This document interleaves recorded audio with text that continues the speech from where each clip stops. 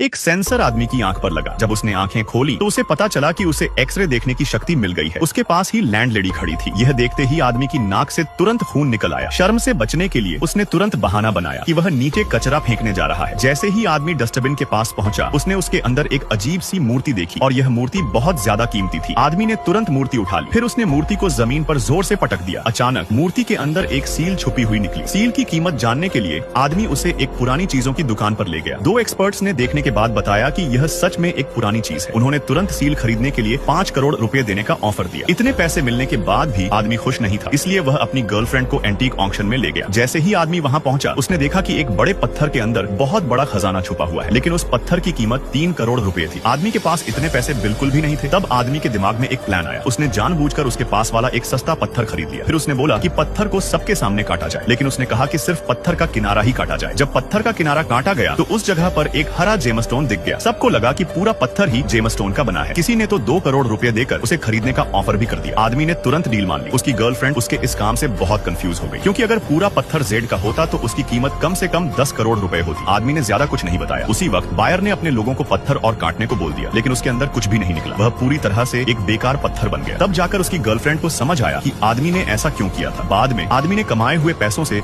सबसे बड़ा पत्थर खरीद लिया, लेकिन कोई भी उसके बारे में अच्छा नहीं सोच रहा था। एक अमीर आदमी ने तो उसका मजाक भी उड़ाया, कहते हुए कि यह जगह गरीब लोगों के लिए नहीं है। उसके बाद आदमी ने पत्थर स्टाफ को दे दिया। जैसे ही पत्थर काटा गया, एक बहुत बड़ा इंपीरियल ग्रीन जेड जेमस्टोन सामने आ गया और इस जेमस्टोन की कीमत कम से कम 100 करोड़ रुपए थी। अमीर आदमी यह देखकर बिल्कुल हैरान रह गया।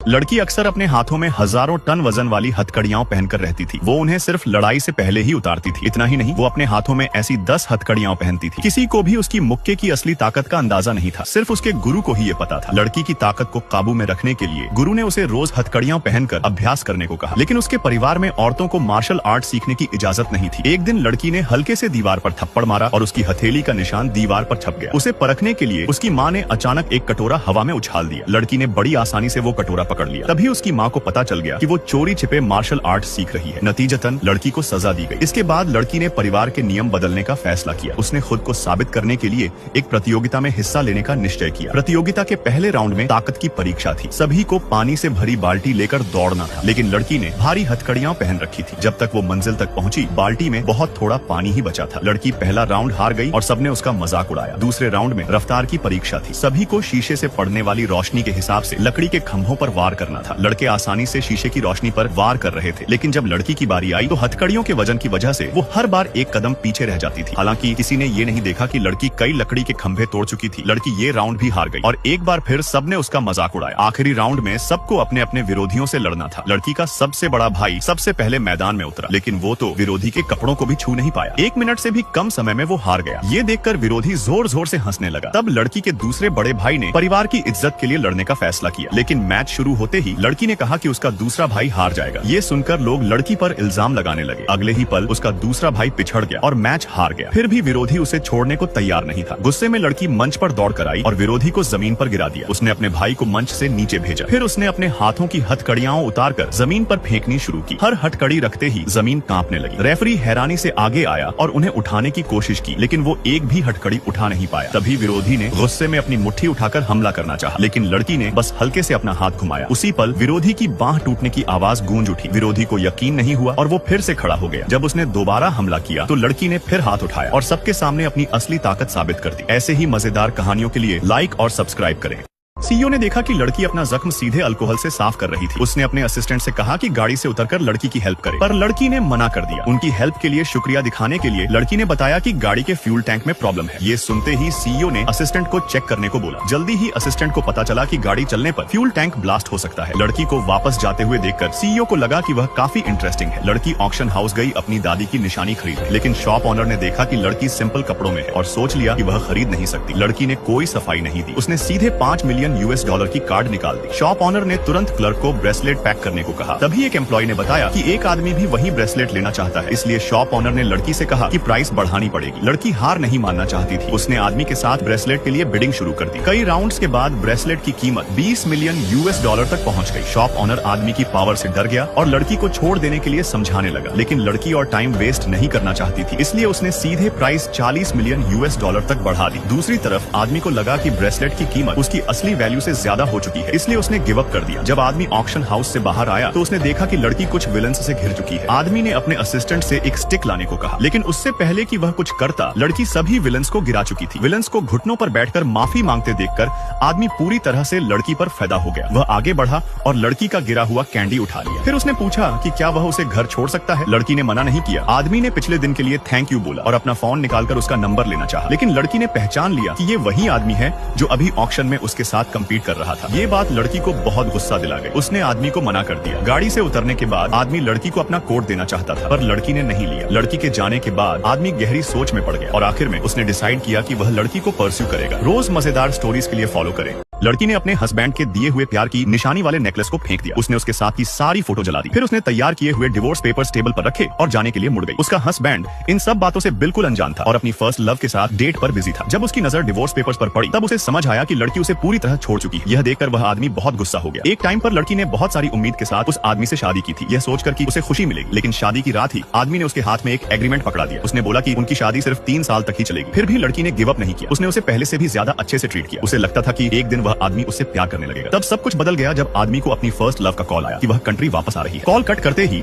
आदमी ने तुरंत अपनी वाइफ को धक्का देकर दूर कर दिया। उसे उसके फीलिंग्स की जरा भी परवाह नहीं थी और वह तुरंत वहां से चला गया। इसी मोमेंट पर लड़की को समझ आ गया कि यह आदमी कभी भी उससे प्यार नहीं करेगा, इसलिए उसने उसे छोड़ने का डिसीजन ले लिया। जाने से पहले उसने उसके लिए एक लास्ट बर्थडे पार्टी रखी। उसने केयरफुली बटलर को पार्टी की सारी डिटेल्स समझा दी, लेकिन उसे बिल्कुल भी उम्मीद नहीं थी कि आदमी अपनी फर्स्ट लव को साथ लेकर आएगा। पार्टी में गेस्ट ने आदमी से गिफ्ट्स ओपन करने को कहा। बटलर ने उसे एक limited edition global watch the और बताया कि यह लड़की की तरफ से है। सब लोग लड़की की सोच की तारीफ करने लगे और उनके रिलेशनशिप को एडमायर करने लगे। आदमी ने लड़की को थैंक यू बोला। फिर किसी ने फर्स्ट लव से पूछ लिया कि वह क्या गिफ्ट लाई है। उसने एक हाथ से बनी हुई स्कार्फ आगे बढ़ा दी। सब लोग तुरंत उसे नीचे दिखाने लगे और इतना सस्ता गिफ्ट देने पर मजाक उड़ाने लगे। फर्स्ट लव को बहुत ज्यादा बेइज्जती महसूस हुई। उसे प्रोटेक्ट करने के लिए आदमी ने तुरंत स्कार्फ पहन ली। उसने सबके सामने बोला कि उसे यह गिफ्ट बहुत पसंद आया है। फिर उसने लड़की के दिए हुए वॉच को उठाया और सीधा डस्टबिन में फेंक दिया। उसका यह एटीट्यूड देखकर सब लोग तुरंत फर्स्ट लव की तारीफ करने लगे। बटलर ने चुपके से आदमी को याद दिलाया कि लड़की ने वह वॉच चूज करने में 3 महीने लगाए थे, लेकिन आदमी ने गुस्से भरी नजर से देखकर बटलर को चुप करा दिया। लड़की का दिल पूरी तरह से टूट चुका था। उसने वॉच उठाई, उस आदमी और उसकी फर्स्ट लव को जिंदगी भर की खुशियां विश की और दर्द भरे मन के साथ वहां से चली गई। रोज मजेदार कहानियों के लिए लाइक और सपोर्ट करें।